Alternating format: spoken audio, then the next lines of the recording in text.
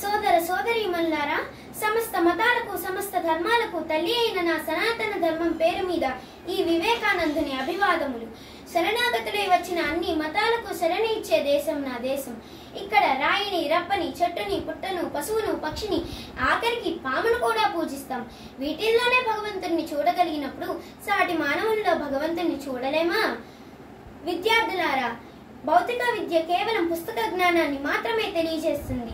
ఆధ్యాత్మిక విద్య మనిషి జీవితంలో ఎలా బతకాలనేది తెలియజేస్తుంది. Education is the manifestation of perfection already in man.